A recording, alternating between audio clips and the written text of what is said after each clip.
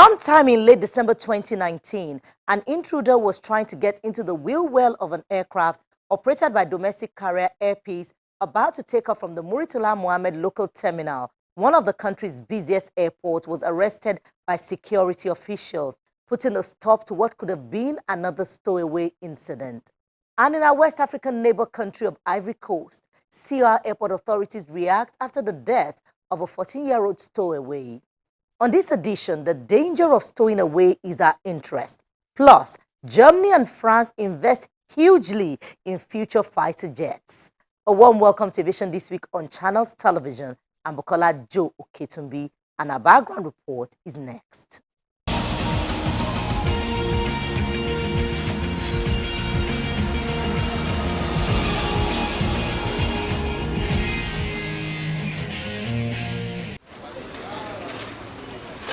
This is an informal shanty town near the walls of the international airport in Abidjan, the capital city of Côte d'Ivoire. Residents here have moved out of the country as authorities gave them an ultimatum. Some of them left, taking down the last of their informal houses and all the corrugated iron roofs. The government says it's seeking to create a 200-meter buffer zone around the airport wall to avoid a repeat of the tragedy on January 8th when the 14-year-old boy climbed up the wall, hid in an Air France plane's landing carriage and was found dead when it arrived in Paris. Residents who will get no compensation for the move are angry. The reason they settled here was because they could not afford to live anywhere else. Sir, just look. We are clearing off. But where are we going to go? There is nowhere to go. Right now, my friends are in class, and I had to move all my things to other families' places. Honestly, the government needs to have pity on us. They should at least delay the move so we can finish our studies before they make us move out. The 14-year-old stowaway, Laurent Barthélemy Annie, lived in the poor district of Yopougon. He is believed to have climbed the wall of the international airport and hid on the airport grounds before slipping into the landing carriage of the plane bound for Paris. Investigators said the teenager likely died from extreme cold or from asphyxiation. Some of his friends speaking to local media said Barthélemy had always dreamed of going to Paris and that he wanted to be a scientist. His father, maths teacher Marius Annie, said he had done the very best for his child. He said he lived on a minute salary and never encouraged his son to go to Europe. I have never wished for my child to go on such an adventure. I have given them the education that I could afford to give them in accordance with the little that I earn. He is the last one, the eldest. I have brought them up with the means at my disposal. As I was saying, they succeeded in life, so I gave him what I could and what I thought was enough to guarantee his daily life. A stowaway is a person who secretly boards a vehicle such as a ship, an aircraft, a train, cargo truck, or sometimes buses. The purpose is to get from one place to another without paying for transportation. In other cases, the goal is to enter another country without first obtaining a travel visa or other permissions. Quite a number of people have attempted to stow away on aircrafts. Most stowaways on board aircraft have died during the attempt, especially on longer flights. Between January 2018 and January 2020, 8 stowaways have died on different flights, with 4 of the flights originating from African airports. In Nigeria, a teenager survived 12 hours hidden in the wheel compartment of a plane between Lagos and London in 2017. In March 2016, the body of a stowaway was discovered in the undercarriage of an Arik Air jet flying from Lagos to New York, while in November of 2016, another body was found on a Lagos Arik Air flight when it landed in Johannesburg. In December 2019, a young man who scaled the fence of the Lagos domestic airport was caught before he made his way into the well wheel of an Air Peace flight. Authorities say he wanted to go to Atlanta. A medical expert warns on the danger of this extreme adventure. So if you decide to be outside the cabin and you're staying somewhere that is outside the cabin that is pressurized, you are going to be exposed to extreme levels of temperature, that is very low degrees level, temperature levels, minus 65, minus 50 degrees centigrade, and you will not survive it. It's very cold out there. And also the partial pressure of oxygen to be able to drive oxygen to your lungs will be reduced greatly, so you might not be able to, you suffer things like hypoxia, decompression sickness, and you could also have frostbites from extreme levels of cold temperature. So it's not advisable for people to fly outside the pressurized cabin. And the former commandant at the airport also has a word for the airport authorities, especially with the constant encroachment on the airport fringes. The urban developments around the airport are uncontrolled, and most of them have built into the airport land to the extent that nobody is checking. Nobody is overseeing what is behind the fence as against what the regulation says. The aviation security document 8973 gives the minimum any public building can be to the fence, to the perimeter fence or to the security fence.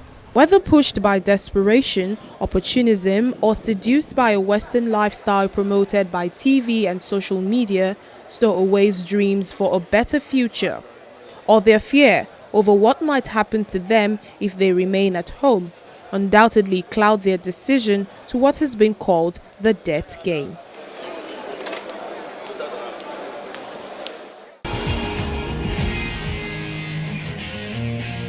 On the interview segment, a top official in the Aviation Security Department of the Federal Airport Authority of Nigeria is our guest.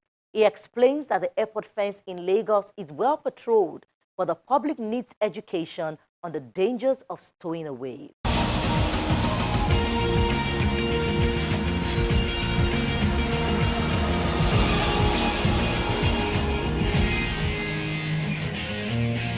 It teaches us that we still have a lot of things to do with regards to maintaining the integrity of our perimeter fence. That is one.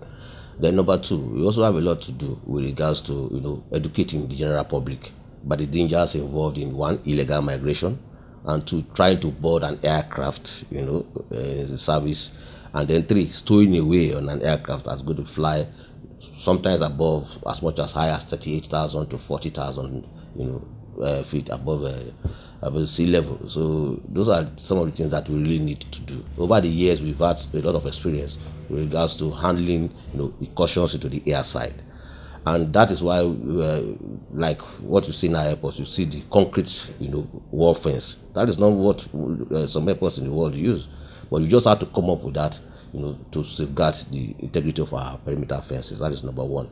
Then number two, again, we've had to put what we call anti-climb devices on those fences. We've intensified patrols. We've been doing vehicular patrols, escort and receiving of aircraft for more than 20 years now. Not just because of stowaways, but because of issues of airside intrusion, and perimeter intrusion also. So these are some of the measures that we have put in place. More recently, we've increased the height of our perimeter fences. We've had to put additional coaches on some of the areas, because of the low-lying nature, the terrain. Some of these areas have changed, and that has reduced the height of the fences where we used to have them. So we've had to raise the height of them.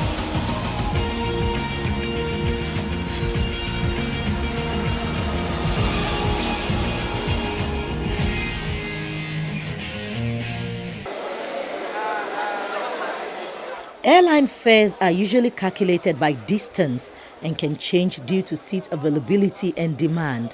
Sometimes fees appear to fluctuate without reason, and longer flights aren't always more expensive than shorter ones. That's coming from a travel agent who also advised that travelers learn to buy their tickets months before embarking on their trip. It has segments: first class, business class, premium economy class, yes. But also, the practice world over is that people book tickets for travels 1 year in advance. People book tickets for travel 6 months, 9 months in advance. A ticket you can get 300,000 naira for travel in 6 months. When it gets to 2 months before the travel, will surely be 600,000. It depends on if you have the extra change to throw away. Now to the foreign scene.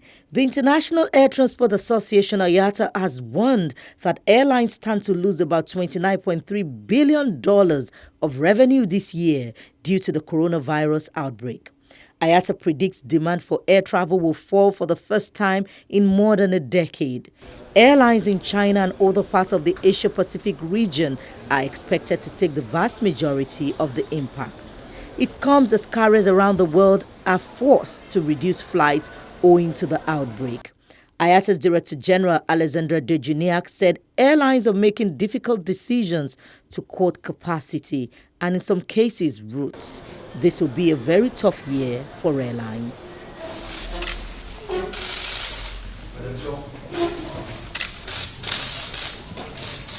Finally, on News Flash, France and Germany have signed a $161.84 million deal to develop a prototype of the next generation fighter jet, a project seen as vital for Europe to defend itself without relying on allies in an increasingly uncertain world.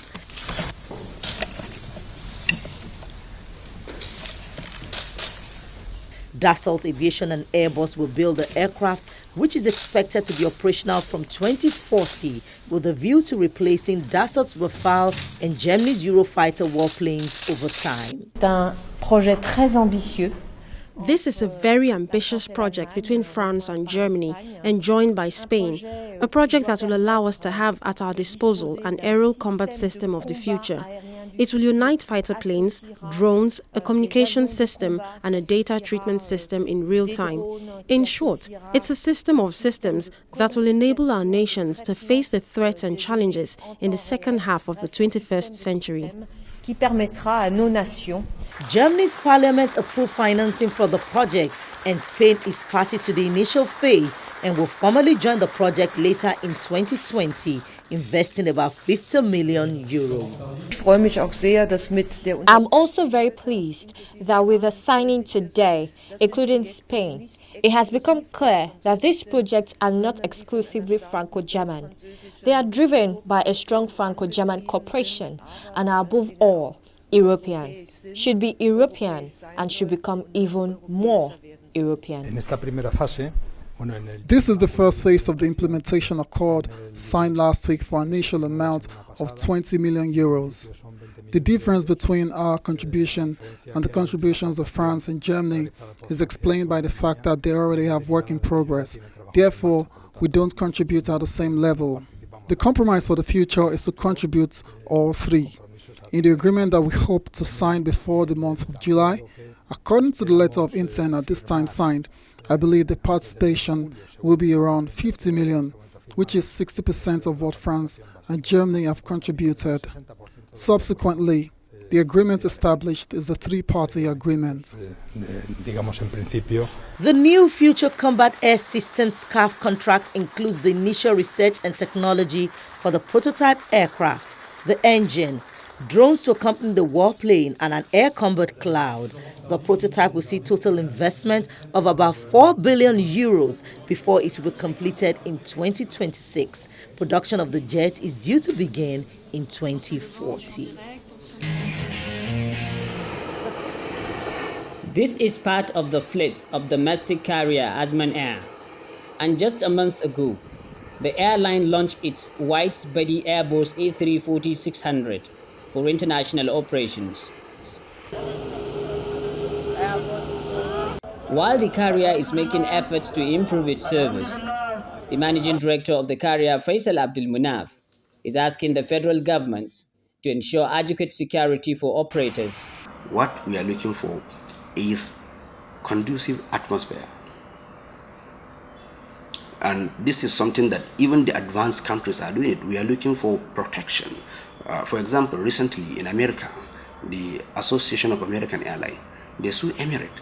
They went to President Trump They said they are doing this since the time of Obama, and even now they are doing. They said they don't like Middle Eastern carriers to be flying into US because they are being subsidized by their government in the Middle East, and they are carrying their passengers. So there is no how they can compete with Middle Eastern carriers. This is America. This is where the aviation world was born. This is the advanced society that everybody is trying to copy. The airline is not unmindful of the effort of government in addressing some of the problems facing the sector, but there is still room for improvement. What we are actually looking for, appealing for government to do, is maybe they can say, okay, now, Azman, you have a wide body, and other airlines in Nigeria, they have a wide body, so they can actually take an international airline that is coming to maybe 2-3 destinations in Nigeria. They will say, okay, come and partner with the local airline. For instance now, with Emirates, we take passengers from Abuja. We fly them to Dubai and keep them there. Anybody that is going to Dubai, that is his own final destination. But anybody that is going beyond Dubai will connect with Emirates airline to fly to the final destination. They can do that with so many airlines that are coming to Nigeria, Turkish, Ethiopia, instead of just allowing them to be flying for nothing. So we can do that. It will support us, it will make us grow, and in return, we will employ more people. In Azman Air, the safety of passengers and crew is not something to joke with, as the company maintains a high standard of aircraft servicing on regular basis. We give priority to safety, and we do our maintenance in a high and standard capable MRO in Europe. We do have signed contract with My Technique in Turkey, which they do our C check and other heavy maintenances as well. We have a signed contract with European Aviation, and in England they do our engine change and maintenance. The high safety training we give to our pilots is actually second to none. We do our trainings in CAE in England. They do have a high standard, in terms of training pilots, and every 6 months they go for the training. That's a recurrency training in England. Timely training of pilots and onboard safety of passengers is critical. What we are soliciting from our passengers is patronage. With the size of the population of Nigeria, we have every capacity to improve our economy. Indeed, this patronage will go a long way in improving our GDP. While building a great airline brand, Azman also gives back. An example is this school renovated in the ancient city of Kano and christened Abdulmunaf Sarina block. We have programs that we are doing in association with Azman Foundation. Whenever we are doing things, we do through them. So like sponsoring students, doing trainings, building schools, building boreholes, and so many other things. Yes, of course we are doing that, and we are doing sponsorship for so many people that we don't even know. They will just send us a request that we want to partner with you in doing this and that. We said, okay, no problem. So long as it is for the benefit of the people, we'll do it. It's not always about profit. It's about giving back to the community. With more white-body modern aircraft expected to arrive Kano soon, the slogan, "Fly safe, fly Azman," the carrier says it's set to become one of the best choices for Nigeria's air transportation.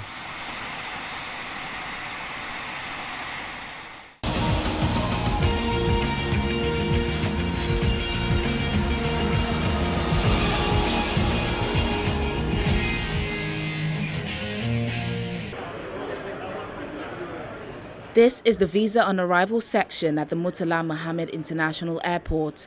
Before the President's recent announcement to allow visa on arrival access for African Union member countries, the airport had been issuing this to high net worth individuals for about 2 years, and the man in charge explains the difference. Before the Mr. President approval, all people that want to come to Nigeria on visa on arrival will apply on our website. But with the pronouncement of the directive of Mr. President that all African Union members should come in on visa on arrival, meaning they don't need pre-approval to come to Nigeria. They'll just take in their bag and their passport, embark and disembark, and the process starts here. The process to get a visa here usually starts outside the country for businessmen. Upon arrival at the port of entry, officers will conduct an approval verification and biometric enrollment. As the passengers arrive for visa on arrival, they first of all present their passport, the arrival card which they fill by themselves, and then their approval letter, visa on arrival approval letter, plus the payment slip. We confirm the genuinity of the approval letter, then push it to our partner for enrollment. When passengers come in, they bring out all their paperwork. The immigration officers check them, the genuinity of their paperwork, and they pass it to us. We verify on the system. We have the verification and the enrollment system. We verify to be sure that is the person, the documents belong to the person that gave them to us. And then the issuance of the entry visa. Some passengers describe their experience. Visa on arrival is nice thing. Even before also I come, now the process is much easier and simpler than year before even. Year before I have spent 2 hours here, but now I think it will take hardly 10 minutes. So its process is very simple, and for a businessmen like us coming to Nigeria, it much more helpful than before. I'm visiting my parents. My father works here in Nigeria, so I'm visiting them. Actually, it's my first time, and it's very simple. It's only taken, I think, 5 to 10 minutes to get the whole processing work done, and there's been no hassle. With over 33,000 visas issued in the last months, the ease of doing business is getting a boost. Why the visa on arrival is very, very important is to attract investors into the country. Visa on arrival negate what we call third country visa. What I mean by that is, if a foreigner who intended to come to Nigeria came into Benin Republic on visit, he is not entitled to be issued a visa in our mission there. But with the advent of visa on arrival to Nigeria, you can just key in into our website, apply, and get his visa straight to Nigeria. It favors people that want to come to Nigeria at a short notice. As Nigeria throws open its borders in the spirit of brotherhood, it's important that many countries in Africa will do same in the spirit of reciprocity.